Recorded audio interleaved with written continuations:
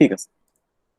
তো আজকে আমরা পড়বো রসায়ন প্রথম পত্র, অধ্যায় 3, মৌলের পর্যায়বৃত্ত ধর্ম ও রাসায়নিক বন্ধন।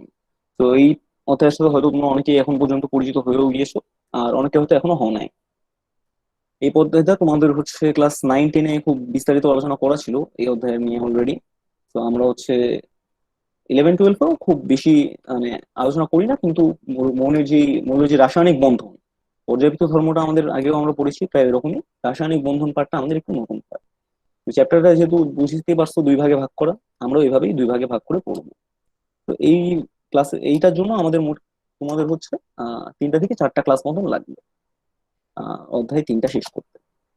তো আমরা আহ মৌলের পর্যায়বৃত্ত ধর্ম এই পার্টটা শুরু করার প্রথমেই আমরা জেনে ফেলি পর্যায় সারণীটা কি। তো পর্যায় সারণীর সাথে তোমরা তো হয়তো এখন পর্যন্ত অনেকেই পরিচিত, তাই না? পর্যায় সারণী কেমিস্ট্রির কি বলবো সবচেয়ে ফান্ডামেন্টাল অথবা সবচেয়ে মৌলিক যেই চার্ট, সেটাই কি পর্যায় সারণী। কারণ পর্যায় সারণী পৃথিবীতে এখন পর্যন্ত এক্সিস্টিং যতগুলা মৌল আছে, এই সবগুলা মৌল নিয়ে কি করে গঠিত একটি চার্ট। তো এই মৌলদের ধর্ম বা এই মৌলদের ভর, আয়তন, তারপর এই মৌলদের প্রকৃতি, এই সব কিছুই তোমরা কি পর্যায় সারণী দিয়ে খুব সহজেই বুঝতে পারবা। এই জন্য পর্যায় সারণী আমাদের কি কেমিস্ট্রির জন্য অনেক ইম্পর্টেন্ট একটা পার্ট। তো এখন পার্টটা মোটামুটি থিওরিটিক্যালি হবে, তো তোমরা একটু ইয়ে করবা, মানে মনোযোগ দিয়ে থিওরিটিক্যাল পার্টটা শুনবা। কারণ এখান থেকে তোমাদের সৃজনশীল কম আসবে, তোমাদের এমসিকিউ পার্টটা অনেক বেশি আসবে, আর অ্যাডমিশনে কিছু কোশ্চেন আসবে। তো এইচএসসি ক্রিয়েটিভের জন্য অতটা ইম্পর্টেন্ট না এই পার্টটা, তোমাদের এমসিকিউর জন্য অনেক ইম্পর্টেন্ট একটা পার্ট এটা। তো প্রথমে পর্যায় সারণীর ব্যাপারে কিছু আমরা জেনারেল নলেজ বা কিছু সাধারণ ধারণা নিয়ে ফেলাই। পর্যায় সারণী আমাদের বিজ্ঞানী মেন্ডেলিভ, ডিমিত্রি আই মেন্ডেলিভ 1869 সালে প্রথম কি করেন, পারমাণবিক ভর অনুসারে, মৌলের পারমাণবিক ভর অনুসারে একটি সারণী তৈরি করেন, যেটাকে উনি পর্যায় সারণী বলেন আর কি। তো 1869 সালে উনি কি করেন, এই জিনিসটা সূত্রপাত করেন। তাই ডিমিত্রি আই মেন্ডেলিভকে কি বলা হয়, পর্যায়বৃত্ত সারণীর বা পর্যায় সারণীর ফাদার অফ পিরিয়ডিক টেবিল বলা হয়, ডিমিত্রি আই মেন্ডেলিভ। কিন্তু আমাদের মেন্ডেলিভেরও 5 বছর আগে আমাদের আরেকজন সায়েন্টিস্ট ছিল। সায়েন্টিস্টের নাম খুব ডিফিকাল্ট একটা নাম, আলেকজান্দ্র এমিলিয়া বেগুয়েলি শ্যানকোটিস। তো আলেকজান্ডার এমিলি দিয়েই সাধারণত আমরা চিনি। তো এই সায়েন্টিস্ট কি করেছিল, দিমিত্রি যে কাজটা করেছিলেন, মেন্ডেলিভ যে কাজটা করেছিলেন, সেই কাজটা ইনি 5 বছর আগে করেছিলেন। কিন্তু ইনি সাইন্টিফিক্যালি বা তখনকার যে কেমিস্ট্রি সোসাইটি ছিল, সেখানে ইনি কোনো স্বীকৃতি পান নাই তার কাজের জন্য। এই জন্য তাকে সাধারণত মনে রাখা হয় না। কিন্তু দিমিত্রি আই মেন্ডেলিভ প্রথম সবচেয়ে সুন্দরভাবে মানে একটা পেপার লিখে জিনিসটাকে প্রকাশ করেন, যে পর্যায় সারণী আমরা মৌলের পারমাণবিক ভর দিয়ে নির্ণয় করতে পারি অথবা গঠন করতে পারি। তারপরে অ্যাটমিক নাম্বার ইনভেন্ট হয় বা পারমাণবিক সংখ্যা আবিষ্কৃত হয় হেনরি মোজলে দ্বারা। তো হেনরি মোজলে কি করেন, দিমিত্রি আই মেন্ডেলিভের যে পর্যায় সারণী ছিল, সেই পর্যায় সারণীকে পারমাণবিক ভর ছাড়া পারমাণবিক সংখ্যা দিয়ে আহ ভাগ করার চেষ্টা করলেন। তো এই জন্য এখন যে আমরা পর্যায় সারণী দেখতে পাই, যে মডার্ন পিরিয়ডিক টেবিল বলা হয় এটাকে, আধুনিক পর্যায় সারণী, এটা কি তোমার ইনক্রিজিং অ্যাটমিক নাম্বার অথবা ইনক্রিজিং পারমাণবিক সংখ্যা দিয়ে তোমাদের কি হয় নির্ণয় করা হয় বা তৈরি করা হয়েছে। যেমন প্রতিটি মৌল কি 1 2 3 4 এভাবে করে 118টি মৌল আছে আমাদের পর্যায় সারণীতে। এদের ভরও দেখবা অনেকটা কি কাছাকাছি ভাবে ইনক্রিজ করতেছে না বাড়তেছে। যেমন হাইড্রোজেন থেকে হিলিয়ামের একটু বাড়ছে, হিলিয়াম থেকে তোমার কার্বন, তারপর হিলিয়াম থেকে তোমার বোরন বেরিলিয়ামেরও একটু একটু করে ভর ইনক্রিজ হচ্ছে। তো মেন্ডেলিভেরও ধারণা মোজলের ধারণার সাথে অনেকটা মিল ছিল। বাট কয়েক জায়গায় তোমার কি ভরের ক্ষেত্রে যখন এলিমেন্ট গুলো বাড়লো, যখন পৃথিবীতে মৌলের সংখ্যাগুলো আবিষ্কার হওয়া শুরু করলো, তখন দেখলাম যে কিছু জায়গায় ভরের ত্রুটি আছে, যেটা আমরা যদি আমরা পর্যায় সারণীটা পারমাণবিক ভর দিয়ে তৈরি করতাম, তাহলে কি আমরা সঠিক মান পেতাম না। তো এই জন্য আমরা কি করি, হেনরি মোজলের যে পারমাণবিক সংখ্যা দিয়ে ভাগ করা যে পর্যায় সারণী, সেটাই ব্যবহার করি পড়াশোনা করার জন্য। ঠিক আছে। তো পর্যায় সারণীর একটা গতানুগতিক রূপ এখন পর্যন্ত হয়তো তোমাদের আহ কাছে আছেই, মানে তোমাদের আহ কেমিস্ট্রিতে অনেকেই হয়তো টেবিলের সামনে লাগাই রাখছো, বা অনেকে হচ্ছে বইয়ের ভিতরে দেখছো এই পর্যায় সারণীটা। তো পর্যায় সারণীর ভিতরে কয়েকটা বেসিক জিনিস আছে, এগুলো আমরা দেখে নিই। প্রথমে কি, পর্যায় সারণীতে মোট 118টা মৌল আছে। আহ অনেক বুকে অনেক সময় 114টা মৌল থাকে, অনেক সময় 116টা মৌলও থাকে। তো এটা ডিপেন্ড করে। আহ আধুনিক পর্যায় সারণীতে সর্বাধুনিক যে পর্যায় সারণী মানে হচ্ছে আইইউপিএসি দ্বারা যে লাস্ট পর্যায় সারণী ইয়ে করা হয়েছে, সেখানে 118টা মৌল আছে। আর 119, 20 ও 21তম মৌল নিয়েও রিসার্চ চলতেছে। তো এগুলো হয়তো ইনভেন্ট হয়ে যেতে পারে, কিন্তু 118টি মৌল স্থায়ী নামকরণ করা হয়ে গিয়েছে। ঠিক আছে। তো এরপরে আমরা জানি যে এর ভিতরে 90টি প্রাকৃতিক ভাবে পাওয়া যায়। 90টি মৌল কি হয়, প্রাকৃতিক ভাবে পাওয়া যায়। এইটা হচ্ছে অনেক বইয়ে তোমাদের 92টি থাকতে পারে, অনেক বইয়ে 94টি, অনেক বইয়ে 98টিও থাকতে পারে। তো মতান্তরে আমাদের কি প্রাকৃতিক ভাবে পাওয়া যায় হচ্ছে 90 থেকে 98টি। তোমরা যেই বই ফলো করো বা হচ্ছে যেখানে যেই যেই স্কুলে তোমরা হচ্ছে মানে যেই কলেজে হচ্ছে যেই বইটা ফলো করে এমসিকিউর জন্য তোমরা ওইটাই ইউজ করবা। সাধারণত এইরকম মানে কনফ্লিক্টিং কোনো এমসিকিউ তোমাদের এইচএসসি বা অ্যাডমিশনে দিবে না। তো তোমাদের হচ্ছে স্কুল পরীক্ষায় দিলে দিতে পারে এটা। ঠিক আছে। আইইউপিএসি দ্বারা পর্যায় সারণী সম্পাদনা করা হয়। আইইউপিএসি এর ফুল ফর্ম একজন বলো তো। International Union of Pure and Applied Chemistry. ঠিক আছে, international union of pure and applied chemistry. তো এই সংস্থাটা আমাদের কি কেমিস্ট্রির যতগুলা মডিফিকেশন বা যতগুলো সম্পাদনা সবগুলোর জন্য কি আইইউপিএসি দায়ী হয়। তো আইইউপিএসি প্রতি সময় কোনো পর্যায় সারণীতে পরিবর্তন ঘটলে সেই পর্যায় সারণীটা কি করে নতুন ভাবে তাদের ওয়েবসাইটে বা তাদের জার্নালে প্রকাশ করে। তো বর্তমানেও আইইউপিএসি কি করেছে, রিসেন্টলি পর্যায় সারণী এডিট করেছে। কিছু মৌল হচ্ছে নামকরণ করেছেন লাস্টের দিকে। তো সেই পর্যায় সারণীটা এডিট করা হয় লাস্ট কত 2018 সালে। আইইউপিএসির যে আধুনিক পর্যায় সারণী সেটা সর্বশেষ এডিট করা হয় 2018 সালে। 2018 সালের আগে যারা হচ্ছে পর্যায় সারণী দেখেছো, তারপরে একটু চেঞ্জ পেতে পারো পর্যায় সারণী। ঠিক আছে। তো এরপরে আমরা কি জানি, ফাদার অফ মডার্ন পিরিয়ডিক টেবিলকে দিমিত্রি আই মেন্ডেলিভ। পর্যায় সারণীতে আধুনিক পর্যায় সারণীতে আমাদের রো থাকে কয়টা, 7টা। এগুলোকে আমরা কি বলি, পর্যায়। তো আমাদের আধুনিক পর্যায় সারণীতে পর্যায় কয়টা থাকে, 7টা। আর গ্রুপ কয়টা থাকে, 18টা। 18টা। ওকে। তো আমাদের যত যে কলাম গুলো থাকে পর্যায় সারণীতে সেগুলোকে বলা হয় গ্রুপ। তো আমাদের মোট 18টা গ্রুপ থাকে পর্যায় সারণীতে। ওকে। তো আমাদের আধুনিক পর্যায় সারণীটা দেখতে হচ্ছে অনেকটা এরকম। তো এটা তোমরা অনেকেই দেখেছো। এখানে যে কালার্স গুলো আছে এই কালার্স গুলো এক একটা মানে আছে। এই কালার্স গুলো এক একটা মানে বোঝায়। এই যে গোলাপি কালারে দেখছো, এই গোলাপি থেকে শুরু করে তোমাদের হচ্ছে একদম এই অরেঞ্জ পর্যন্ত যতগুলো আছে সবগুলো হচ্ছে ধাতু। এরপর থেকে আমাদের এই যে গ্রিন পার্টটুকু আছে এগুলো হচ্ছে কি আমাদের অপধাতু বা অধাতু, না অপধাতু, মানে সেমি মেটালস। মানে এগুলো ধাতুও না, এগুলো অধাতুও না।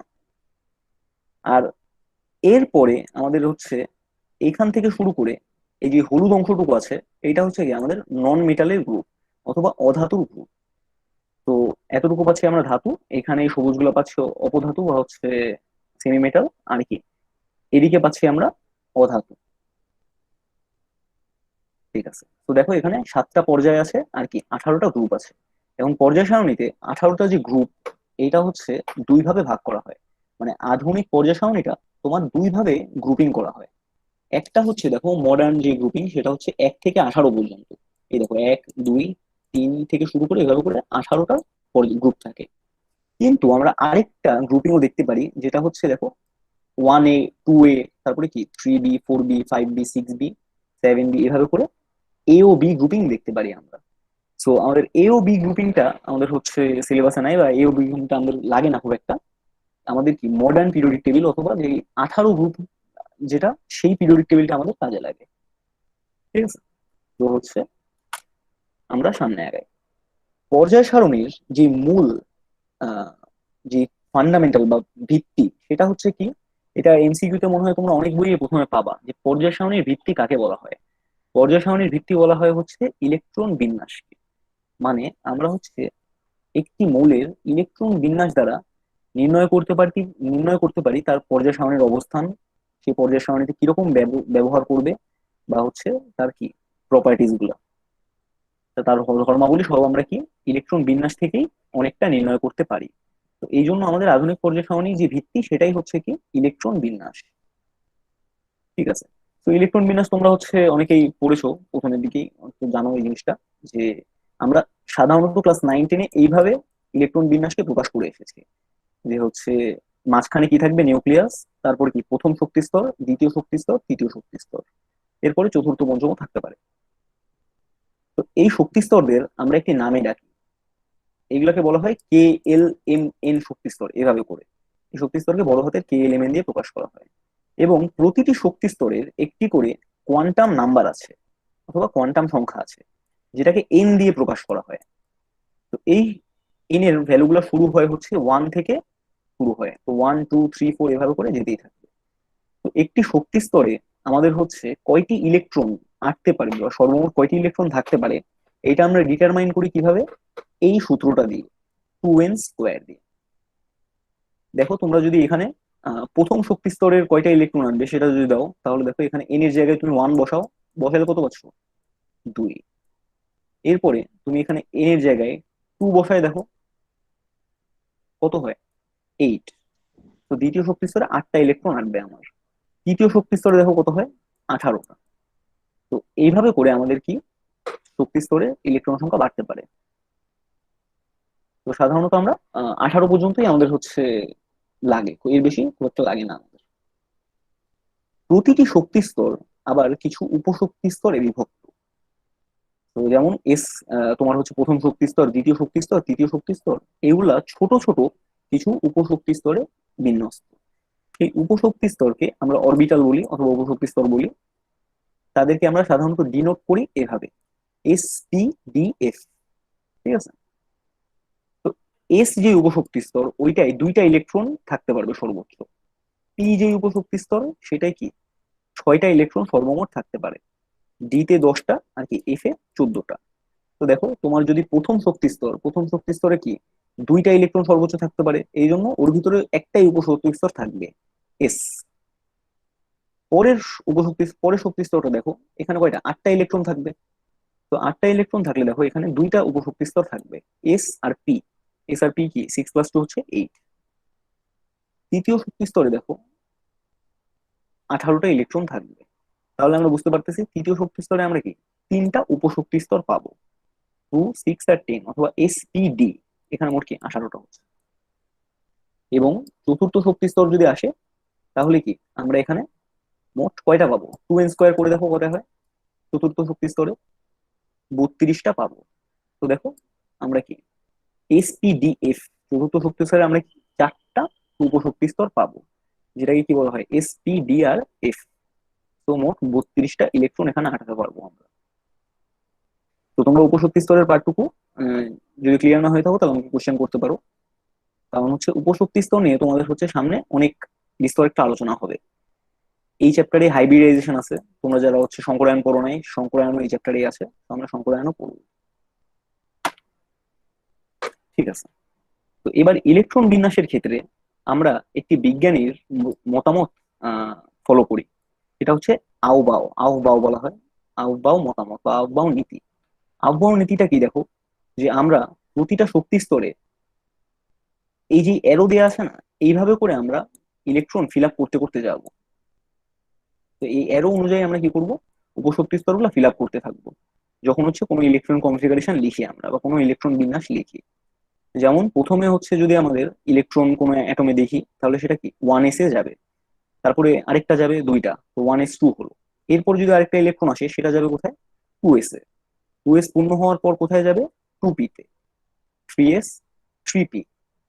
তারপরে দেখো 4s এ না গিয়ে তারপরে কি 3p থেকে কই যাবে, 4s এ যাবে। 3d তে না গিয়ে আগে 4s এ যাবে, তারপরে কি 3d তে যাবে, এরপরে 4p, তারপরে 5s, তারপরে 4d। এইভাবে করে কি শক্তি স্তর পূর্ণ হতে থাকবে। তো আমরা একটা ছোট এক্সাম্পল দেখি, সোডিয়াম। সোডিয়ামের ইলেকট্রনিক কনফিগারেশন তাহলে কি হবে, একদম বলো তো দেখি। প্রথমে কি হবে, প্রথম শক্তি স্তরে 2টা ইলেকট্রন, তো 1s2। দ্বিতীয় শক্তি স্তরে কয়টা, 2টা উপশক্তি স্তর, তো 2s2, 2p, কত হবে, 6 সিক্স। এরপরে দেখো আমাদের 3 নাম্বার যে শক্তি স্তর, এখানে কয়টা, একটা ইলেকট্রন আছে না, তো এই 3s1। জন্য আমরা কি 3s1 লিখবো। ক্লিয়ার? দেখো এখানে এটা করে দেওয়া হয়েছে, জি ভাই। যে দেখো এখানে তোমার 1s2 2s2 2p6 3s1, এইটাকে আমরা ছোট করে বা এভ্রিভিয়েশনে Ne3s1ও লিখতে পারি। তোমরা অনেক জায়গায় এই জিনিসটা দেখো, যে হচ্ছে এখানে Ne অথবা Ar আর্গন দেয়া আছে, Ar3s1 এভাবে দেয়া আছে। এটা দেওয়ার কারণ হচ্ছে তোমার এই যে ইলেকট্রন বিন্যাসটা এত দূর পর্যন্ত কি নিয়নের ইলেকট্রন বিন্যাস না, নিয়নের পারমাণবিক সংখ্যা হলো 10 না, তো এতটুকু ইলেকট্রন বিন্যাস হচ্ছে নিয়নের।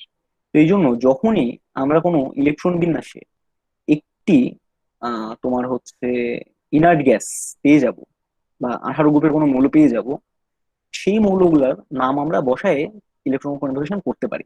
যেমন হচ্ছে যদি আমরা হিলিয়াম, নিয়ন, আর্গন, ক্রিপ্টন, এগুলোর ভিতরে যদি আমরা কোনো একটা পাই, ইলেকট্রনিক কনফিগারেশন অলরেডি পেয়ে যাই, তাহলে আমি কি ওই ইলেকট্রনিক কনফিগারেশনটাকে ছোট করে আমরা কি করতে পারবো, এইভাবে লিখে এরপরে বাকি পার্টটা আমরা লিখতে পারবো, বারবার রিপিট না করে। ঠিক আছে? ওকে।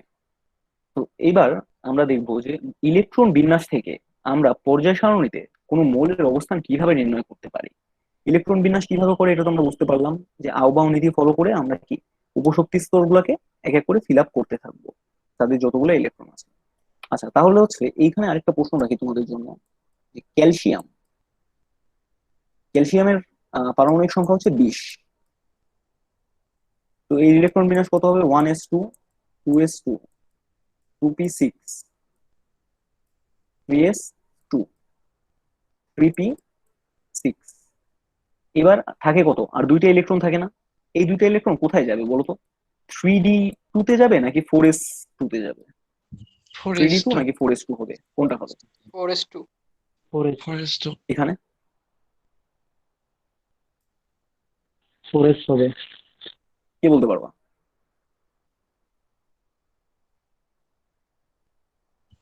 বললাম তো ভাইয়া। 4s হবে। কেউ বলতে পারতেছো না? 4s হবে। তাহলে হচ্ছে এটা কি 4s2 তে যাবে। 4s2 তে যাবে কেন, কারণ হচ্ছে কি আমরা s এর আউবাউ মান নীতিতে 0। পড়ে আসছিলাম, যে দেখো 3p এর পরে আমরা কি 4s টাকে ফিল আপ করবো, তারপরে আমরা 3d তে যাব। ঠিক আছে? তো এইভাবে করে আমরা মাঝে মাঝে কিছু ইলেকট্রন বিন্যাস দেখবো যেগুলো হচ্ছে কি আহ এইরকম নীতিতে ফলো করবে, এরকম নীতিকে ফলো করবে, পরপর না হয়ে কি মাঝে 4s কে ফিল আপ করে তারপরে 3d কে ফিল আপ করবে। এরপরে আমরা দেখি ইলেকট্রন বিন্যাস থেকে পর্যায় সারণীতে অবস্থান কিভাবে নির্ণয় করতে পারি আমরা। তাহলে দেখো পিরিয়ডের সর্বোচ্চ কোয়ান্টাম সংখ্যা হচ্ছে আমাদের পর্যায় সারণী যে ইলেকট্রন বিন্যাস, সেখান থেকে আমরা যে পর্যায়ে, সেই পর্যায়ে কিভাবে নির্ণয় করব, আমাদের যে ইলেকট্রন বিন্যাস, ইলেকট্রন বিন্যাসে যে সর্বোচ্চ কোয়ান্টাম সংখ্যা পেয়েছি অথবা যে আমাদের সর্ববহিস্থ শক্তি স্তর, সেটার যে নাম্বার, সেটাই হবে আমাদের কি পর্যায়ের নাম্বার। যেমন গত এক্সাম্পলে আমরা দেখলাম কি সোডিয়ামের সর্বোচ্চ পর্যায়ের সর্বোচ্চ ইলেকট্রন নাম্বার কত, সর্বোচ্চ কোয়ান্টাম নাম্বার 3। সর্বোচ্চ কোয়ান্টাম নাম্বার যদি 3 হয়, তাহলে আমাদের সোডিয়ামের তোমার ইয়ে হবে কত, হচ্ছে পর্যায় হবে 3। এরপরে গ্রুপ নির্ণয়ের ক্ষেত্রে আমাদের কিছু শর্ত আছে, গ্রুপ নির্ণয় আমরা এভাবে নর্মালি করতে পারি না। তো দেখে নিই আমরা যে গ্রুপ নির্ণয়গুলো কিভাবে করতে পারি। তো প্রতিটি ব্লক এলিমেন্টের জন্য সেই আমাদের কি গ্রুপ নির্ণয়ের পদ্ধতি আলাদা আলাদা। যেমন তোমাদের ধরো এস ব্লক এলিমেন্টের জন্য আমাদের কি সর্ববহিস্থ কক্ষপথে এস অরবিটালের ইলেকট্রন সংখ্যাই কি গ্রুপ সংখ্যা। অতএব আমরা সব ইলেকট্রন কনফিগারেশন করলাম, করার পরে লাস্টে আমরা যদি শুধু এস পাই, মনে করো 3s পেলাম, 3s এর পরে আর কোনো 4 বা 5 কিছু পেলাম না, মানে 3 নম্বর শক্তি স্তরে শুধু এসটাতেই আমরা গেলাম, তো সেটা যদি হয় তাহলে কি আমরা একটি কি পাবো, তোমার এস অরবিটাল পাবো অথবা এস ব্লক এলিমেন্ট পাবো। তো এস ব্লক এলিমেন্টের ক্ষেত্রে আমাদের কি হবে, যত এস এসে যতগুলো ইলেকট্রনের সংখ্যা থাকবে ততই হবে তার গ্রুপ সংখ্যা। যদি NS1 হয় তাহলে কি গ্রুপ 1 হবে, আর যদি কি NS2 হয় তাহলে গ্রুপ 2 হবে। ঠিক আছে? যেমন আগের এক্সাম্পলে সোডিয়ামের শেষ কক্ষপথে ছিল কি 3s1, তাহলে এর পর্যায় সংখ্যা কত? 3। আর গ্রুপ সংখ্যা কত? 1। ঠিক আছে, ওকে। পি অরবিটালের ক্ষেত্রে বা পি ব্লকের ক্ষেত্রে আমাদের কি গ্রুপ সংখ্যা নির্ণয় করা একটু ডিফিকাল্ট হয়ে যায় বা একটু ব্যতিক্রম। সেটা কি দেখো, সর্ববহিস্থ এস ও পি অরবিটালের ইলেকট্রন সংখ্যার সাথে 10 যোগ করে গ্রুপ নির্ণয় করা হয়ে থাকে। মানে আমাদের যেই শেষ কক্ষপথে এসওপি অরবিটাল থাকে, যদি শুধু এসওপি অরবিটাল থাকে তাহলে আমরা কি করব, তাদের যে মোট ইলেকট্রন সংখ্যা সেটা যোগ করব, যোগ করে আমরা কি 10-এর সাথে যোগ করে ফেলবো। তো আমাদের সর্ববহিস্থ কক্ষপথে এসওপি অরবিটালের মোট ইলেকট্রন সংখ্যা যোগ 10, সেটাই হবে আমাদের কি পি ব্লক মৌল অথবা পি ব্লক মৌলের গ্রুপ নাম্বার। যেমন অক্সিজেন, অক্সিজেনের পারমাণবিক সংখ্যা কত একজন বলো তো? 8। 8 8 ওরে বাবা, অক্সিজেনের তো অনেক ফ্যান লিখতেছে। যাই হোক, তো হচ্ছে অক্সিজেনের তোমার পারমাণবিক সংখ্যা হচ্ছে 8। তাহলে অক্সিজেনের ইলেকট্রনিক কনফিগারেশন কি হবে? 1s2 2s2 2p, 2p কত? 4। 4 ঠিক আছে, 4। তো দেখো অক্সিজেনের পারমাণবিক সংখ্যা যেহেতু 1s2 2s2 2p4, তো আমরা কি করব এখানে এই নীতি অনুযায়ী এস আর পি, সর্ববহিস্থ কক্ষপথ কোনটা? দ্বিতীয় কক্ষপথ। তো দ্বিতীয় কক্ষপথে শুধু এস আর পি যেহেতু আছে, এদের গ্রুপ নাম্বার নির্ণয় করার জন্য আমরা করবো কি, এস ও পি কে যোগ করব। যোগ করে কত হয়? 6। 6 যোগ 10। 16 তো আমাদের অক্সিজেনের গ্রুপ নাম্বার কত? 16। আর অক্সিজেনের পর্যায় সংখ্যা কত তাহলে আমাদের? 2 2 রাইট, ঠিক আছে। তো এবার আমরা দেখবো ডি ব্লক মৌল। ডি ব্লক মৌলের ক্ষেত্রে আমরা কিভাবে গ্রুপ সংখ্যা নির্ণয় করতে পারি। ডি ব্লক মৌলের ক্ষেত্রে আমরা দেখো n-1, ডি 1 থেকে 10 আর n1 থেকে ns1 থেকে 2 এরকম যদি ফরমেশন থাকে লাস্টে, তোমার ইলেকট্রনিক কনফিগারেশনের শেষে যদি এরকম ফরমেশন থাকে তাহলে সেটা কি ডি ব্লক মৌল।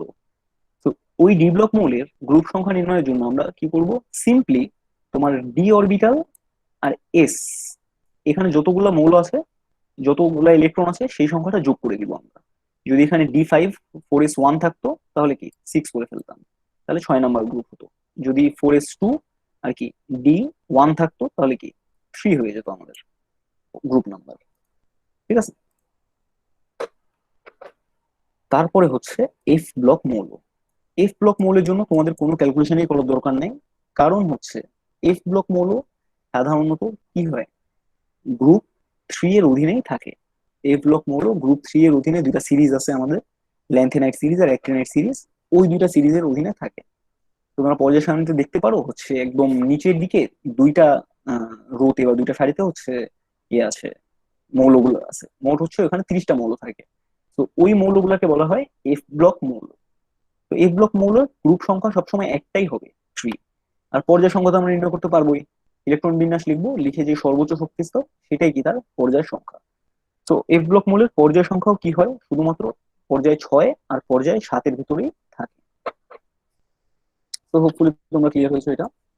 তো এখন তোমরা আমাকে খুব তাড়াতাড়ি এই এক্সারসাইজটা একটু সলভ করে বলো তো, যে হচ্ছে সোডিয়ামের পর্যায় কত হবে? 3 3। আর গ্রুপ কত হবে? 1 1 1। ঠিক আছে, এবার ক্লোরিনের পর্যায় কত হবে? 3 3 3। ক্লোরিনের তোমার গ্রুপ কত হবে? 7 সুন্দর। ঠিক আছে। এবার হচ্ছে আর্গন, আর্গনের গ্রুপ কত হবে? 3 না গ্রুপ গ্রুপ 18 হচ্ছে 18 কি বললে? ভুল ছিল, মানে পর্যায় হচ্ছে 3। ঠিক আছে, এবার হচ্ছে ক্রোমিয়াম। ক্রোমিয়ামের ক্ষেত্রে কি হবে আমাদের? গ্রুপ 6 আর গ্রুপ পর্যায় 6, 4 পর্যায় 4। খুব সুন্দর। এরপরে এটা নিকেলের ক্ষেত্রে কি হবে? গ্রুপ হচ্ছে 10 পর্যায় 4 গ্রুপ পর্যায় 10 পর্যায় হচ্ছে 4 আর গ্রুপ হচ্ছে 10। কপারের ক্ষেত্রে কি হবে? গ্রুপ হচ্ছে 11 পর্যায় আর 11 11। সুন্দর। আর সিডিয়ামের ক্ষেত্রে? পর্যায় 6 পর্যায় আর 6 গ্রুপ 3 পর্যায় 6 গ্রুপ 3।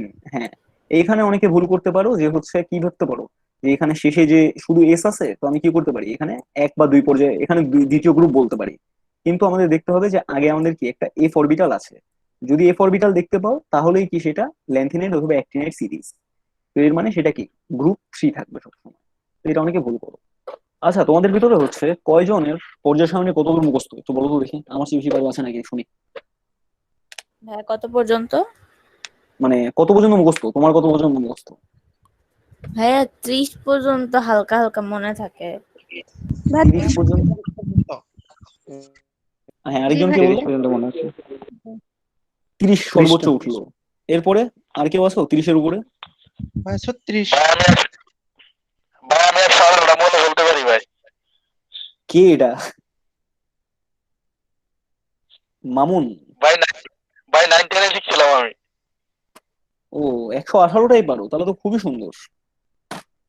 এটা তো মাঝে মাঝে তোমাদের হচ্ছে পর্যায় সারণী নিয়ে কম্পিটিশন হয় যে হচ্ছে কে কয়টা মৌল বলতে পারে। যেমন হচ্ছে পাই এর সংখ্যা নিয়ে একটা অনেক জায়গায় কম্পিটিশন হয় যে পাই এর কত সংখ্যা পর্যন্ত বলতে পারে। তারপরে হচ্ছে বলতে পারো যে হচ্ছে পর্যায় সারণীর কম্পিটিশন হয় যে পর্যায় সারণী 118টা বা কি সর্বোচ্চ পর্যায় সারণী বলতে পারে। তো এইভাবে করে তোমাদের হচ্ছে পর্যায় সারণী মুখস্থ রাখা এটা অনেকের হবিও যে হচ্ছে মানে পর্যায় সারণী এমনি মুখস্থ করলাম, ভালো এটা। সাধারণত তোমাদের এই ভাই কেসটিতে। হ্যাঁ বলো। ভাই 9 10 এ মস্ত ছিলাম ভাই, এখন আর অতটা করি না ভাই। ও আচ্ছা, এখন মনে নেই, ঠিক আছে, মাঝে মাঝে মনে রাখবা, পড়ে ফেলবা, তাহলে তো ভাই রিভাইজ মনে হয়ে যাবে। আছে ভাই, আছে ভাই। আচ্ছা আচ্ছা, বুঝছি। তো তোমাদের ইন্টারে পর্যায় সারণী থেকে মোটামুটি 30টাই এনাফ, 30টা মনে রাখা ইনাফ জিঙ্ক পর্যন্ত। বাট তার উপরে তোমরা খুব জোর হয়ে মানে 36টা সম্ভবত ক্রিপ্টন, 36টি ক্রিপ্টন না? জি ভাইয়া। হ্যাঁ, তো 36 পর্যন্ত তোমরা মনে রাখবা। আমার সম্ভবত 54 পর্যন্ত মনে ছিল লাস্ট। এখন 36টা মতন পারবো, 54টা পসিবল না। হ্যাঁ, তো দেখো আমরা হচ্ছে এই S block, P block, D block আর এফ ব্লক মৌল বিন্যাস করার পর দেখি যে পর্যায় সারণীর ভেতরে এগুলা নির্দিষ্ট কিছু জায়গায় অবস্থিত থাকে। যেমন এস ব্লক মৌল হচ্ছে গ্রুপ 1 ও 2 তে অবস্থিত থাকে। আর একটি মৌল তার কি গ্রুপ 18 তে অবস্থিত থাকে, হিলিয়াম। এটাকে এখানে দেওয়ার কারণ হচ্ছে এটি একটি ইনার্ট গ্যাস, অথবা ইনার্ট গ্যাসে বাংলায় কি বলে তোমাদের হচ্ছে, কি গ্যাস বলা হয় এটাকে? নিষ্ক্রিয় গ্যাস। নিষ্ক্রিয়। নিষ্ক্রিয় গ্যাস। ভাই রাইট, নিষ্ক্রিয় গ্যাস বলা হয়। তো এই হিলিয়াম যেহেতু নিষ্ক্রিয় গ্যাস, তাই একে গ্রুপ 18-র পরে মানে গ্রুপ 18 গ্রুপে রাখা হয়েছে। কিন্তু সাধারণত এটি ইলেকট্রন বিন্যাসে এটা ধরা পড়ে না গ্রুপ 18-তে। এরপরে হচ্ছে ডি ব্লক মৌল আমাদের কি পর্যায়ে একদম মাঝামাঝি, এখানে থাকে ডি ব্লক মৌল। আর পি ব্লক মৌল থাকে শেষের দিকটা, শেষের এই ব্লকটা হচ্ছে পি ব্লক। আর একদম নিচে আমাদের ল্যান্থিনাইট আর অ্যাক্টিনাইট সিরিজে থাকে হচ্ছে এফ ব্লক মৌল। ঠিক আছে, তো আমরা প্রথমে এস ব্লক মৌল নিয়ে একটু আলোচনা করি যে এস ব্লক মৌল ধর্ম কি কি বা এস ব্লক মৌলের বৈশিষ্ট্য কি কি পর্যায় সারণীতে। এস ব্লক মৌল আমরা আগে দেখলাম যে হচ্ছে গ্রুপ 1 2 আর কি গ্রুপ 18 শুধু হিলিয়াম, সেটা হচ্ছে এস ব্লক মৌল। তো দেখো এস ব্লক মৌল মোট পর্যায় সারণীতে থাকে কয়টা, 14টা। এবং এগুলো সকলেই কি ধাতু। ব্যতিক্রম হচ্ছে কি আমাদের হাইড্রোজেন আর হিলিয়াম। হাইড্রোজেন আর হিলিয়াম কি দুইটাই অধাতু বা গ্যাস। এরপরে এরা কি সবসময় গ্রুপ 1 আর 2 তেই অবস্থান করে। শুধুমাত্র হিলিয়াম একটা ব্যতিক্রম হিসাবে কি গ্রুপ 18-তে অবস্থান করে। এদের সাধারণ যে ইলেকট্রন বিন্যাস সেটাকে আমরা কি বলি, 1ns, 1 থেকে 2 দিয়ে ডিনোট করি। এবং এই এস ব্লক মৌলের যে গ্রুপ 1 সেগুলোকে আমরা বলি সাধারণত ক্ষার ধাতু, সেগুলোকে আমরা ক্ষার ধাতু হিসেবে চিহ্নিত রাখি। এবং গ্রুপ 2 এর যে মৌল সেগুলোকে আমরা কি মৃৎ ক্ষার ধাতু হিসেবে মনে রাখি। তো এটার কারণ কি এটা আমরা পরে আলোচনা করবো যে এগুলো ক্ষার ধাতু আর মৃৎ ক্ষার ধাতু কেন বলা হয়। এরপরে দেখি আমরা পি ব্লক মৌল। পি ব্লক মৌল হচ্ছে সাধারণত এইগুলা শেষের দিকে যে মৌলগুলা গ্রুপ 13 থেকে গ্রুপ 18 এর যত মৌল সবগুলাই কি আমাদের পি ব্লক মৌল, শুধুমাত্র এখানে হিলিয়ামটা হবে না। ওকে, তো পি ব্লক মৌল আমাদের মোট 34টা। তো 34টা হচ্ছে পর্যায় সারণীতে যদি 118টা মৌল থাকে, যদি 116টা থাকে তাহলে কি 32টা, আর যদি 114টা মৌল থাকে তাহলে হচ্ছে 30টা পি ব্লক মৌল থাকে। তো তোমাদের যেই বইয়ে যেরকম দেয়া আছে তোমরা সেইভাবেই পড়বা। এরপরে হচ্ছে পি ব্লক মৌল ধাতু, অপধাতু এবং কি অধাতু তিনটাই মানে থাকে, পি ব্লক মৌলে তিনটাই থাকে। তো আমরা একটু আগেই দেখলাম যে পি ব্লক মৌলে কোনটা কোনটা ধাতু, কোনটা কোনটা অপধাতু, কোনটা কোনটা অধাতু। পি ব্লক মৌলের বিস্তৃতি কোনটা? গ্রুপ 13 থেকে গ্রুপ 18। এবং পি ব্লক মৌলের যে সাধারণ ইলেকট্রন বিন্যাস সেটা হচ্ছে কি NS2 থেকে NP1 থেকে 6। তো এরকম যদি ইলেকট্রন বিন্যাস দেখো তোমরা সেই শক্তি স্তরে, তাহলেই বুঝতে পারবে এটা কি পি ব্লক মৌল। এখানে পি ব্লক মৌলে অধাতুর ভেতরে একমাত্র তরল অধাতু হচ্ছে ব্রোমিন। ঠিক আছে, এটা একটি ব্যতিক্রম। ব্রোমিন হচ্ছে একমাত্র তরল অধাতু, বাকি সবগুলো অধাতুই কি গ্যাসিয়াস, কিন্তু শুধুমাত্র ব্রোমিনকে আমরা প্রাকৃতিকভাবে তরল অবস্থায় পাই অধাতু হিসাবে। ওকে, এরপরে হচ্ছে ডি ব্লক মৌল। ডি ব্লক মৌল হচ্ছে আমাদের যে মাঝের যে সবগুলো মৌল, এগুলাই হচ্ছে কি ডি ব্লক মৌল। এগুলো সাধারণত গ্রুপ 3 থেকে গ্রুপ 12 পর্যন্ত বিস্তৃত থাকে। তো এখানে মোট 40টা মৌল থাকে, বাট মতান্তরে 38টা মৌল থাকে আর কি। কারণ তোমার হচ্ছে যে ল্যান্থেনিয়াম আর অ্যাক্টিনিয়াম এটা হচ্ছে এফ, মানে এফ ব্লকেরই আর কি পার্ট। তো ওই জন্য আমরা এটাকে সাধারণত 38টা বলে থাকি, কিন্তু 40টাও ধরা হয়। এবং এগুলা সকলেই ধাতু, ডি ব্লক মৌলের সকলেই কি ধাতু। এরা, এদের ইলেকট্রন বিন্যাসটা হচ্ছে তোমাদের N-1D 1 থেকে 10 আর কি N1S1 থেকে 2, NS1 থেকে 2। এর মানে হচ্ছে তুমি যদি কোনো ইলেকট্রন কনফিগারেশন একদম শেষে গিয়ে সাপোজ 3D সামথিং দেখলা আর 4S সামথিং দেখলা, তাহলে এটা কি ডি ব্লক মৌল। অথবা তোমরা যদি 4D সামথিং 5S কিছু একটা ইলেকট্রন বিন্যাস দেখলা, সেটাও কি হবে আমাদের ডি ব্লক মৌল। অধিকাংশ মৌলই কি অবস্থান্তর মৌল। এই পার্টটুকু নিয়ে আমরা খুব বিস্তর আলোচনা করবো সামনের চ্যাপ্টারে। তো অবস্থান্তর মৌল নিয়ে আমাদের হচ্ছে এই চ্যাপ্টারে অনেক, ডি ব্লক মৌলের অবস্থান্তর মৌল নিয়ে আমাদের অনেক কিছুই আছে। তো অবস্থান্তর মৌল যেগুলা বলে, কাকে বলে? যেই মৌলগুলা কি তাদের অবস্থার পরিবর্তন করতে পারে বা প্রাকৃতিকভাবেই তাদের অবস্থার পরিবর্তন করে। তো অবস্থান্তর মৌলের কয়েকটা বৈশিষ্ট্য বলো তো, তোমরা যদি কেউ জেনে থাকো,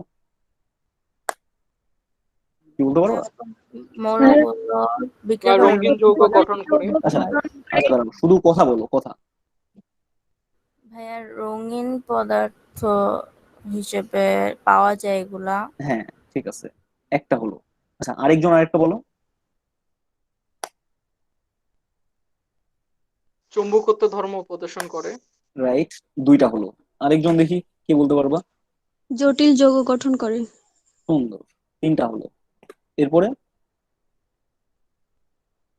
বা প্রভাবক হিসেবে। হ্যাঁ এটাও আছে। পরিবর্তনশীল যোজ্যতা থাকে। পরিবর্তনশীল যোজ্যতা থাকে, রাইট। সো আমরা কি এই কয়েকটা সাধারণত বৈশিষ্ট্য দেখতে পারি। আরো কিছু বৈশিষ্ট্য আছে, সেগুলো নিয়ে আমরা পরে দেখবো, আলোচনা করবো। কিন্তু হচ্ছে এগুলাই আমাদের কি মূল বৈশিষ্ট্য। তো অবস্থান্তর মৌল কি, যেগুলো আমাদের আহ পরিবর্তনশীল যোজনী প্রদর্শন করে সাধারণত। তো এই মৌলগুলা কি হয়, আমরা হচ্ছে অনেকগুলো যোজনীতে পেয়ে থাকি। যেমন আয়রন, আয়রনের যোজনী কি 2 আর 3 দেখতে পারি আমরা। এরপরে আমরা কপারের, আমরা হচ্ছে আর কিসের কিসের, আমরা হচ্ছে ম্যাঙ্গানিজ, কোবাল্ট, নিকেল, সবগুলারই কি যোজনী পরিবর্তনশীল দেখতে পারি, সবগুলারই একাধিক যোজনী আছে। ক্রোমিয়াম, ক্রোমিয়ামেরও একাধিক যোজনী আছে। গ্রুপ 11-এর মৌলগুলোকে আমরা মুদ্রা ধাতু বলে জেনে থাকি। গ্রুপ 11-এর মৌলগুলো, এটাকে ইংলিশে বলা হয় কয়েনেজ মেটাল, কয়েনেজ মেটালস।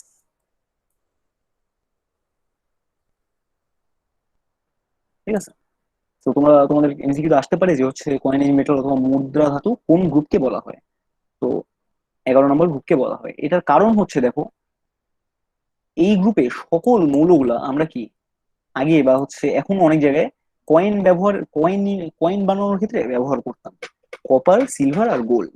এখন যেমন সাধারণত আমাদের নর্মাল কয়েন ইউজ করা হয়, যেগুলো হচ্ছে অনেক জায়গায় সিলভারেরও ইউজ করা হয়, বাট হচ্ছে সাধারণত আমাদের কি এখন সিম্পল কয়েন ইউজ করা হয়, মেটাল কয়েন ইউজ করা হয়। এখানে হচ্ছে কপার, সিলভার বা গোল্ড কিছুই থাকে না। বাট আগে হচ্ছে আমাদের কয়েন গুলা তোমার তৈরি হতো কপার দিয়ে, সিলভার দিয়ে আর গোল্ড দিয়ে। তো আগে যেহেতু টাকার খুব একটা ইয়ে ছিল না, প্রচলন ছিল না, তো তখন তোমাদের কি হতো, এই যে ট্রানজেকশন অথবা ট্রেড হতো সেটা কি এই কয়েন গুলার দাম দিয়ে হতো। তো যদি কপার কয়েন থাকে তাহলে সবচেয়ে নিম্নমানের কয়েন, যদি সিলভার কয়েন থাকে তাহলে তার থেকে উচ্চমানের কয়েন, আর যদি গোল্ড কয়েন থাকে তাহলে কি তার থেকে আরো বেশি উচ্চমানের কয়েন। ঠিক আছে, এই সকল ধাতুর ভেতরে একমাত্র তরল ধাতু হচ্ছে মার্কারি অথবা Hg। আমরা মার্কারির ব্যাপারে অনেকটাই জানি। মার্কারি হচ্ছে আমাদের কি, কোন কাজে লাগে বলতো? রেগুলার ডেতে মার্কারি আমাদের কোন কাজে লাগে? থার্মোমিটার। থার্মোমিটারে। সুন্দর, থার্মোমিটারে। তো থার্মোমিটারে আমরা মার্কারি দেখতে পারি। এরপরে হচ্ছে আমরা মার্কারি আরেক জায়গায় ইউজ করি। আমরা হচ্ছে কি চ্যাপ্টার 1-এ পড়ে এসেছিলাম, আমরা হচ্ছে দ্বিতীয় অধ্যায়ে চ্যাপ্টার 1-এ পড়েছিলাম কি, চাপ নির্ণয়ের ক্ষেত্রে আমরা পারদ স্কেল ব্যবহার করে থাকি। তো মার্কারিকে আমরা কি চাপ নির্ণয়ের ক্ষেত্রেও ব্যবহার করি। তো মার্কারি আমাদের কি অনেক ইম্পর্টেন্ট একটা মৌল। তারপরে হচ্ছে এফ ব্লক মৌলের বৈশিষ্ট্য। এফ ব্লক মৌল আমরা আগেই বলেছিলাম যে হচ্ছে তোমাদের পর্যায় সারণীর নিচে আমাদের কি পর্যায় 6 আর পর্যায় 7 এর যে পার্ট, সেটাকে বলি আমরা এফ ব্লক মৌল। তো এখানে মোট 30টা মৌল থাকে। এই মৌলগুলা কি সকলেই ধাতু। তো অনেক জায়গায় তোমরা দেখবা এফ ব্লক মৌল 28টা বলা আছে, মানে ওরা হচ্ছে কি করছে, এই ল্যান্থেনিয়াম আর অ্যাক্টিনিয়ামকে বাদ দিয়ে 28টা মৌল ধরেছে। অথবা অনেক জায়গায় করছে কি, যে এই লাস্টে 71 আর 100 নম্বর লরেন্সিয়াম আর হচ্ছে লুথেনিয়াম, এই দুইটা তোমার ডি ব্লকে দিয়ে এখানে 28টা ধরেছে। বাট আধুনিক পর্যায় সারণীতে আমি যেটা IUPAC তে দেখলাম সেটা হচ্ছে কি, ওরা শেষ সংস্করণে কি করেছে, ল্যান্থেনিয়াম সহ এই সবগুলাকেই কি করেছে, এফ ব্লক মৌলে ফেলেছে। তো এগুলো সবগুলোই কি এফ ব্লক মৌল। তো টোটাল 30টা এফ ব্লক মৌল পেয়ে থাকি আমরা। এরা সকলেই ধাতু এবং এদের অধিকাংশই হচ্ছে তেজস্ক্রিয়তা প্রদর্শন করে। মানে হচ্ছে এরা কি হয়, আমাদের তেজস্ক্রিয়তা প্রদর্শন করে, মানে এরা হচ্ছে তোমার তেজস্ক্রিয়তা নিয়ে আমরা পড়বো ফিজিক্সের সামনে পড়বা, যে এগুলো কি ক্ষয় হতে থাকে, এগুলো পরিবেশে ক্ষয় হতে থাকে একা একাই একটা সময় পর নিজেই, কারোর সাথে বিক্রিয়া না করেই ক্ষয় হতে পারে এটা। তো তেজস্ক্রিয় মৌল দিয়ে সাধারণত আমরা কি নিউক্লিয়ার বম অথবা তোমার নিউক্লিয়ার বিদ্যুৎ, এগুলো সবকিছুই কি তেজস্ক্রিয় মৌল দিয়ে তৈরি করি। তো একটা খুব ইম্পর্টেন্ট তেজস্ক্রিয় মৌল আমরা ইউজ করি এসবের ক্ষেত্রে, সেই তেজস্ক্রিয় মৌলের নাম কি বলতো? ভাই বুঝি না, আরেকবার বলেন। আমরা হচ্ছে নিউক্লিয়ার কোনো কাজের ক্ষেত্রে, যেমন বিদ্যুৎ কেন্দ্র অথবা নিউক্লিয়ার বম তৈরির ক্ষেত্রে আমরা একটা অনেক ইউরেনিয়াম। রাইট, আমরা হচ্ছে ইউরেনিয়াম অনেক বিপুল পরিমাণে ইউজ করে থাকি। ইউরেনিয়াম পৃথিবীতে কিছু পরিমাণে আছে, অনেক কম পরিমাণে আছে। তো যেসব দেশগুলা ইউরেনিয়াম সংরক্ষণ করে রাখে সেই সব দেশগুলো বর্তমানে পৃথিবীর সবচেয়ে সুপার পাওয়ার দেশ বলা হয়। যেমন রাশিয়া, চীন, জাপান, তারপরে হচ্ছে নর্থ কোরিয়া আর কি USA। এইসব কয়েকটা দেশের কাছে খুব অ্যাবান্ডেন্ট পরিমাণে ইউরেনিয়াম উপস্থিত আছে। তো এইসব দেশগুলা কি সুপার পাওয়ার হিসাবে উঠে গিয়েছে। যদিও নর্থ কোরিয়া না, আহ, মূলত সুপার পাওয়ার কি রাশিয়া, চীন, জাপান, তারপরে কি ইউনাইটেড কিংডম আর হচ্ছে USA, এগুলাই হচ্ছে বলে থাকি আমরা। তো এগুলা কি করেছে, তারা নিজেদের ইউরেনিয়াম থেকে, ইউরেনিয়ামের প্রোডাকশন থেকে তারা কি করেছে, নিউক্লিয়ার পাওয়ার তৈরি করেছে অথবা পারমাণবিক ভাই বোমা তৈরি করেছে। সেই বোমার কারণে তাদেরকে ভাই সুপার পাখি পাওয়ার সামনে বলা হবে হয়। না ভাই। ঠিক আছে। তো আজকে আমরা আরেকটি টপিক যেটা দেখবো সেটা হচ্ছে এস ব্লক মৌলের ভৌত ও রাসায়নিক ধর্মাবলী। এস ব্লক মৌল আমাদের কি রকম ধর্মাবলী প্রকাশ করে সেগুলো আমরা একটু পড়ে ফেলবো আজকে। এগুলা কি কি দেখো, এস ব্লক মৌল একটু আগে পড়ে আসছিলাম আমরা, হাইড্রোজেন ও হিলিয়াম বাদে সবগুলাই কঠিন, আর শুধুমাত্র হাইড্রোজেন আর হিলিয়াম কি গ্যাসীয়। এরপরে এরা, এদের ভেতরে যেই ধাতুগুলো আছে এগুলো অধিকাংশ ধাতুকেই আমরা নমনীয় ধাতু বলে থাকি। অতএব এসব ধাতুকে আমরা কি খুব ইজিলি কাটতে পারি, ছুরি দিয়ে, নাইফ দিয়ে কাটতে পারি। যেমন সোডিয়ামকে আমরা খুব ইজিলি ছুরি দিয়ে কেটে ফেলতে পারি। তারপরে হচ্ছে এগুলা আয়নিক যৌগ গঠন করে। এর মানে হচ্ছে আমরা আমাদের হচ্ছে পরের পার্টে পড়বো যে যৌগ গঠন মোটামুটি কয় ধরনের হয়। সাধারণত কি দুই ধরনের যৌগ গঠন দেখি, একটা হচ্ছে কি তোমার কোভ্যালেন্ট আর একটা কি আয়নিক। এগুলা কি আয়নিক যৌগ গঠন করে থাকে। ঠিক আছে। তো এরপরে আমরা দেখবো যে এদের আয়ন গুলা কি ধরনের হয়। এরা সাধারণত কি ধনাত্মক আয়ন ফর্ম করে, কোন একটি যৌগ ফর্ম করলে এই ব্লকের মৌলগুলা একটি ধনাত্মক আয়ন ফর্ম করে। তো গ্রুপ 1 এর মৌলগুলা কি হবে, +1 আয়ন ফর্ম করবে, আর কি গ্রুপ 2 এর গুলা +2 আয়ন ফর্ম করবে। এদের গলনাঙ্ক সাধারণত কম হয়, গলনাঙ্ক স্থূলনাঙ্ক সাধারণত কম হয় পর্যায় সারণীর বাকিগুলা থেকে, এদের কম হয় অন্য ধাতু থেকে। অধাতুর নিশ্চয়ই কম হবে, কিন্তু অন্য ধাতু থেকে হচ্ছে এদের গলনাঙ্ক স্থূলনাঙ্ক কম হয়। বেরিলিয়াম ও ম্যাগনেসিয়াম ছাড়া সকল মৌল শিখা পরীক্ষায় বর্ণ প্রদর্শন করে থাকে। মানে তোমরা যারা হচ্ছে ল্যাব তোমরা তো মনে হয় এখনো কেমিস্ট্রি ল্যাব একটাও করতে পারো নাই ফিজিক্যালি, কিন্তু কেমিস্ট্রি ল্যাব প্রথমের দিকের গুলো অনেক মজার মজার কিছু কেমিস্ট্রি ল্যাব আছে। তাদের ভিতরে এইটা একটা কেমিস্ট্রি ল্যাব, যেটা হচ্ছে এই শিখা পরীক্ষা। তো শিখা পরীক্ষা সাধারণত এই চ্যাপ্টারে নাই, এটা হচ্ছে গুণগত রসায়নে আছে। তো তোমাদের তো কলেজে মেবি দেখাও নাই না যে হচ্ছে কিভাবে শিখা পরীক্ষাটা করতে হয়, মেবি দেখাই নাই। কলেজে দেখবো কিভাবে। না, অনেকের হচ্ছে প্র্যাকটিক্যালে হচ্ছে মানে ভাই অনলাইনে দেখায় আর কি। ভাইয়া দেখছি। দেখাইছে, মানে প্র্যাকটিক্যাল হচ্ছে ভিডিও করে অনেকে দেখায় স্কুল অনেক কলেজে। ভাই জুমে দেখায়। হ্যাঁ হ্যাঁ ভাইয়া দেখছি আমি। হ্যাঁ হ্যাঁ সেটাই। অথবা তোমরা ভালো easy- লাগে না ভাই। না, এটা প্র্যাকটিক্যালি করতে ভালো লাগবে তোমাদের, হচ্ছে ওইভাবে দেখলে তো ভালো লাগবে না, এটা স্বাভাবিক ব্যাপার। দেখা মানে তো হচ্ছে নর্মালি তুমি ক্লাসই করতেছো আর কি, বাট প্র্যাকটিক্যালি কেমিস্ট্রি জি ল্যাবটা ভাই, অনেক মজার হয়। এই জি শিখাগুলো ভাই। তোমাদের নিজে নিজে তৈরি করতে হয়, তারপরে কি কি কালার কোনটা দেখায় তোমাদেরকে হচ্ছে ক্যালসিয়াম ম্যাগনেসিয়াম সোডিয়াম সব দিয়ে দিবে। দেওয়ার পরে হচ্ছে তোমাকে বলবে যে এখানে কোন কোন কালার শো করছে এটা তুমি লেখো। তো তোমরা মনে করো 3-4 জন গ্রুপ করে মানে ল্যাবের ভেতরে এই এক্সপেরিমেন্ট গুলো করে থাকো। কেমিস্ট্রিতে আরো কিছু ল্যাব জি আছে, ভাই। এই সব ল্যাব গুলো হচ্ছে অনেক মজার মজার। টাইট্রেশনের যেমন ল্যাব আছে তোমাদের তৃতীয় অধ্যায়, দ্বিতীয় পত্রের তৃতীয় অধ্যায় টাইট্রেশনের একটা ল্যাব আছে, ওই ল্যাবটা অনেক মজার একটা ল্যাব। এখানে বুলেট দিয়ে পিপেট দিয়ে আমরা কি করি, এক্সপেরিমেন্ট করে থাকি। ঠিক আছে, তাহলে তোমাদের খ নম্বরের জন্য একটা ইম্পর্টেন্ট প্রশ্ন, যে বেরিলিয়াম ও ম্যাগনেসিয়াম ছাড়া সকল মৌল শিখা পরীক্ষায় বর্ণ প্রদর্শন করে কেন? অথবা আমরা এভাবে বলতে পারি যে বেরিলিয়াম ও ম্যাগনেসিয়াম শিখা পরীক্ষায় বর্ণ প্রদর্শন করে না কেন? তো এটার উত্তর কি কেউ জানো? যদি জেনে থাকো তাহলে শেয়ার করো। ঠিক আছে, তাহলে আমরা দেখি। প্রথমেই আমরা বেরিলিয়াম আর ম্যাগনেসিয়ামের ইলেকট্রন বিন্যাসটা একটু দেখে ফেলাই। বেরিলিয়াম আর ম্যাগনেসিয়ামের ইলেকট্রন বিন্যাসটা হচ্ছে দেখো এরকম অনেকটা। এখানে হচ্ছে 2টা ইলেকট্রন থাকে সর্বশেষ শক্তি স্তরে। বেরিলিয়ামের ক্ষেত্রে মাত্র 2টা শক্তি স্তর থাকে, আর ম্যাগনেসিয়ামের ক্ষেত্রে মাত্র 3টা শক্তি স্তর থাকে। তো আমরা জানি এই নিউক্লিয়াস হচ্ছে সাধারণত পজিটিভ পাওয়ার হয় অথবা প্লাস চার্জে থাকে, আর যে ইলেকট্রন গুলো এগুলো কি মাইনাস চার্জে থাকে।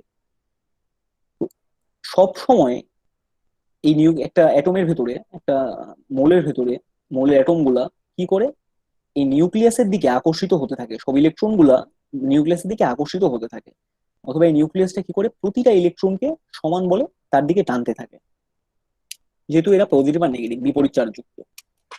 তো এই সময় কি হয়, তোমাদের হচ্ছে আহ বেরিলিয়াম আর ম্যাগনেসিয়ামের যেহেতু আকারটা অনেক ছোট, ম্যাগনেসিয়ামে মাত্র 3টা শক্তি স্তর আছে আর বেরিলিয়ামে মাত্র 2টা শক্তি স্তর আছে, আর এদের শেষ শক্তি স্তরে কি ইলেকট্রনের সংখ্যাও বেশি, 2টা। দেখো বাকিগুলাই কিন্তু একটা করে, গ্রুপ 1-এ একটা আছে আর কি, বাকিগুলো শক্তি স্তর বেশি, মানে গ্রুপ 2 এর সবগুলাই শক্তি স্তরের সংখ্যা বেশি। ম্যাগনেসিয়ামের পরে যেটা আসে সেটা হচ্ছে কি ক্যালসিয়াম, ক্যালসিয়ামের শক্তি স্তর 4টা। তো এই 2টা শক্তি স্তর সবচেয়ে কম হওয়ায় এদের যে শেষ কক্ষপথটা, এটা কি করে নিউক্লিয়াসটা অনেক কাছাকাছি টানে। ও কাছাকাছি নামার কারণে এদের যে আকারটা, এটা স্বাভাবিক থেকে অনেক ছোট হয়ে যায়। মানে যদি এর আকারটা এরকম হওয়ার উচিত ছিল, এদের আকর্ষণের ক্ষেত্রে এইটা মনে করো শেষ শক্তি স্তরটা আরো কাছাকাছি চলে আসে, এই শক্তি স্তরটাও অনেক কাছাকাছি চলে আসে।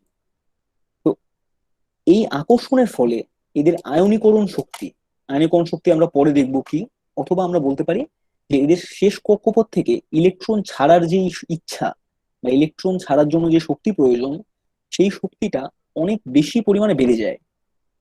তো এই জন্য আমরা বুনসেন বার্নার অথবা যেই বার্নার দিয়ে শিখা পরীক্ষা করি আমরা, সেই বার্নারে তাপ দিয়ে আমরা হচ্ছে এই মৌলগুলা ইলেকট্রন গুলাকে উত্তেজিত করতে পারি না, মানে আমরা এই ইলেকট্রন গুলাকে ফ্রি করতে পারি না, বের করতে পারি না। তো বের যদি না করতে পারি আমরা, তাহলে আমরা কি এখানে কোনো ধরনের রাসায়নিক পরিবর্তন দেখবো না। তো এই জন্য বেরিলিয়াম আর ম্যাগনেসিয়াম কি করে তোমার হচ্ছে শিখা পরীক্ষায় কোন রকম পরিবর্তন করে না। তো এই পরিবর্তন না করার কারণে আমরা কি এদের কোনো বর্ণও দেখতে পারি না, তো এই জন্য এটা বর্ণহীন হয়। তো এটা বুঝছো তোমরা? না বুঝলে আমাকে আরো একবার কোশ্চেন করো।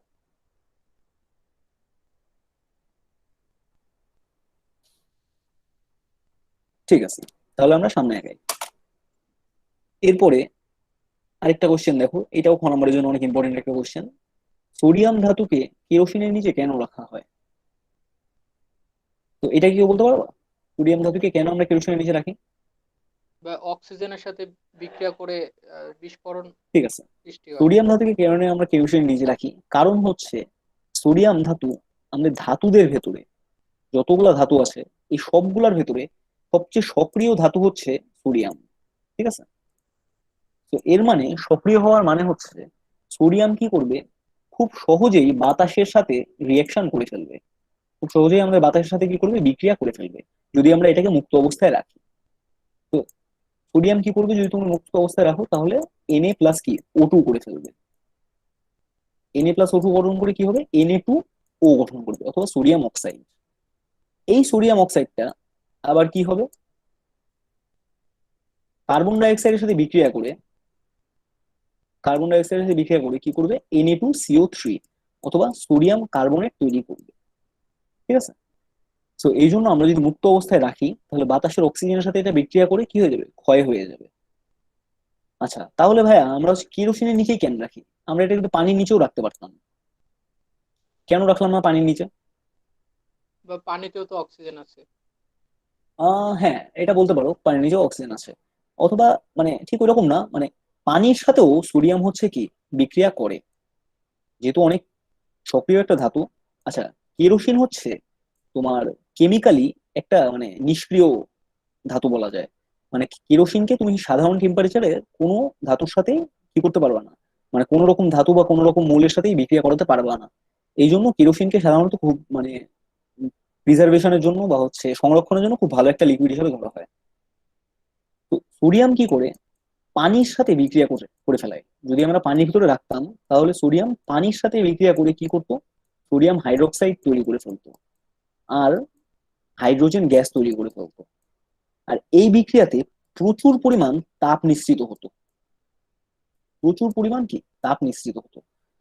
তো যেহেতু হাইড্রোজেন গ্যাসও বের হচ্ছে আর প্রচুর পরিমাণ তাপও বের হচ্ছে, তাহলে কি হবে, সম্ভাবনা অনেক বেশি থাকবে যে এটায় আগুন ধরে যাবে।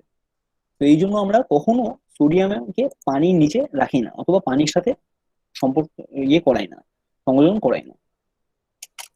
তো দেখো সোডিয়াম অনেক বেশি সক্রিয় ধাতু হওয়ায় মুক্ত অবস্থায় থাকলে সেটি বাতাসের সাথেও বিক্রিয়া করে ক্ষয় হতে থাকে।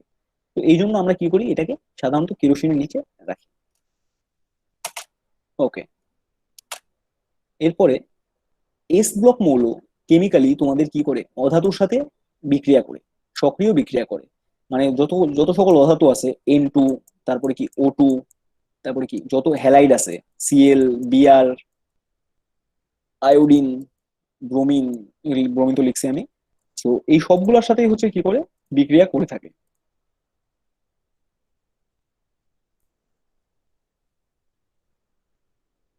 ওকে, এরপরে হচ্ছে এটা কি পানির সাথে বিক্রিয়া করে ক্ষার তৈরি করে।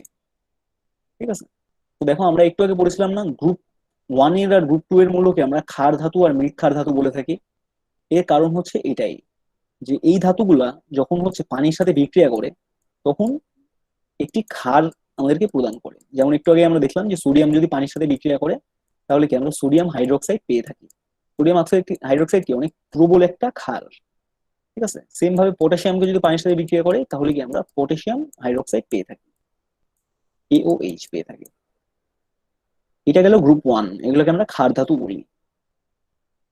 গ্রুপ 2 এর মৌলগুলা যেমন ক্যালসিয়াম পানির সাথে বিক্রিয়া করে কি তৈরি করে বলতো, ক্যালসিয়াম হাইড্রোক্সাইড। ক্যালসিয়াম হাইড্রোক্সাইড তৈরি করে। এই ক্যালসিয়াম হাইড্রোক্সাইডটা অথবা চুনের পানি যেটা বলা হয় ক্যালসিয়াম হাইড্রোক্সাইড, এই ক্যালসিয়াম হাইড্রোক্সাইডটা আমাদের মাটির জন্য অনেক উপযোগী একটা উপাদান। সো গ্রুপ 2 এর ক্ষেত্রে আমরা দেখতে পারি ম্যাক্সিমাম যেই মৌলগুলা সেগুলা ক্ষার তৈরি করে মাটির জন্য অনেক উপকারী উপাদান তৈরি করে। তো এই জন্য আমরা এগুলোকে কি বলি, মৃৎ ক্ষার ধাতু অথবা মাটি, অ্যালকালাইন আর্থ মেটাল, এটাকে ইংলিশে বলা হয় অ্যালকালাইন আর্থ মেটাল। আর গ্রুপ 1 এর মৌলকে বলা হয় অ্যালকালাইন মেটালস। ঠিক আছে, এবার HCl এর সাথে এগুলা বিক্রিয়া করে ধাতব ক্লোরাইড ও H2 উৎপন্ন করে। মানে যদি হাইড্রোক্লোরিক অ্যাসিডের সাথে আমরা কি করি, সোডিয়াম অথবা হচ্ছে ইয়ের বিক্রিয়া করে থাকি, সোডিয়াম অথবা হচ্ছে তোমার গ্রুপ 1 2 এর যে কোনো মৌলের ক্যালসিয়াম, পটাশিয়াম, তাহলে কি করবে এরা, হাইড্রোজেনকে প্রতিস্থাপন করবে, একটি প্রতিস্থাপন বিক্রিয়া দেখাবে এরা। প্রতিস্থাপন করে কি তৈরি করবে,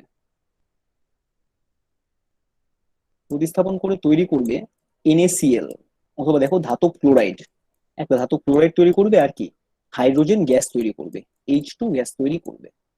ঠিক আছে, তো এটাই আমাদেরকে বলছে। তো এইগুলো ছিল আমাদের এস ব্লক মৌলের রাসায়নিক প্রপার্টি বা রাসায়নিক ধর্মাবলী। আর একটু আগে যেগুলো বললাম সেগুলো আমরা কি এস ব্লক মৌলের ভৌত ধর্মাবলী পড়লাম। আজকে দেখো আমরা আমাদের ক্লাসে কি কি কভার করে ফেললাম। আজকের ক্লাসে আমরা কি পিরিয়ডিক টেবিলের ব্যাপারে জানলাম। এরপরে হচ্ছে আমাদের যে ইলেকট্রনিক কনফিগারেশন সেটার ব্যাপারে জানলাম, যে কিভাবে আমরা ইলেকট্রনিক কনফিগারেশন করতে পারি, এবং একটি মৌল থেকে ইলেকট্রনিক কনফিগারেশন থেকে আমরা কিভাবে পিরিয়ডিক টেবিলের অবস্থান অথবা পর্যায় সারণীতে অবস্থান নির্ণয় করতে পারি। তো এটা হয়তো অনেকে আগেও করেছো, এটা একটা রিভিশন হয়ে গেল। এরপরে আমরা কি তোমার এস ব্লক মৌল, পি ব্লক মৌল, ডি ব্লক মৌল আর এফ ব্লক মৌলের ব্যাপারে জানলাম। এগুলো হচ্ছে এদের ধর্ম কি কি এবং এরা হচ্ছে কি ধরনের প্রপার্টিজ দেখায় পিরিয়ডিক টেবিলে। তারপরে আমরা এস ব্লক মৌলের সকল ভৌত ও রাসায়নিক ধর্ম জানলাম। তো আজকের ক্লাসটা আমাদের এতদূরই থাকবে। এর পরের ক্লাস থেকে আমরা কি করব, পি ব্লক মৌল এবং ডি ব্লক মৌলের হচ্ছে করব তোমার স্টার্ট করব, পি ব্লক মৌল আর ডি ব্লক মৌলের ভৌত ও রাসায়নিক প্রপার্টি স্টার্ট করব। তারপরে আমাদের থাকবে হচ্ছে কি তোমাদের যেই পর্যায়বৃত্ত ধর্মগুলা এখন পর্যন্ত আমরা যেগুলো পড়ছি সেগুলো হচ্ছে কি এক একটা ব্লক মৌলের। এরপরে আমরা পড়বো যে পর্যায়বৃত্ত ধর্ম কি কি, প্রতিটা গ্রুপ প্রতি এই পর্যায় সারণীতে পর্যায়বৃত্ত ধর্ম কি কি হবে। তারপরে আমাদের আছে কি হাইব্রিডাইজেশন অথবা সংকরায়ন, সংকরায়ন কিভাবে ঘটে। তো আগামী ক্লাসে হয়তো আমরা হচ্ছে পর্যায়বৃত্ত ধর্ম পর্যন্ত পড়বো। এরপরের ক্লাসে আমরা কি সংকরায়ন আর কি লাস্টে অর্গানিক কিংবা অজৈব যৌগের যে নোমেনক্লেচার, অজৈব যৌগের যে নামকরণ সেটা পড়বো। তো আজকে আমাদের এতটুকুই থাকবে। তোমরা হচ্ছে এই পার্টটুকু মোটামুটি ভালো মতন পড়ো, আর হোপফুলি তোমাদের এই পার্টটুকু পড়া আছে সম্ভবত অনেক দূরই, কারণ হচ্ছে এটা সম্ভবত ফার্স্ট ইয়ারের শুরুতেই পড়ায়, তোমাদের স্কুলেও কলেজেও মেবি পড়ায় ফেলছে না, অনেকেরই মেবি পড়ায় ফেলছে এই জিনিসটা। তো যদি পড়ায় থাকে তাহলে তো ভালো, আর যাদের পড়ায় না থাকে তারা হচ্ছে কি আরেকবার রিভাইজ করে ফেলবে এটা। এই চ্যাপ্টারটা মূলত তোমাদের এমসিকিউর জন্য অনেক ইম্পর্টেন্ট একটা চ্যাপ্টার, আর সহজ ক্রিয়েটিভের জন্য। এইচএসসি তে অনেক সহজ সহজ সৃজনশীল আসবে এই চ্যাপ্টার থেকে, যেমন মৌলের পর্যায়বৃত্ত ধর্ম থেকে তোমাদের হচ্ছে পুরো 10 মার্কের একটা ক্রেডিট চলে আসতে পারে। তো ওই ক্রেডিটটা তোমরা কখনোই তো মিস করতে চাও না। তো এই জন্য এই চ্যাপ্টারটা কি অনেক ইম্পর্টেন্ট একটা চ্যাপ্টার। ঠিক আছে, তাহলে আমি রেকর্ডিংটা অফ করি। ভাইয়া একটা প্রশ্ন ছিল।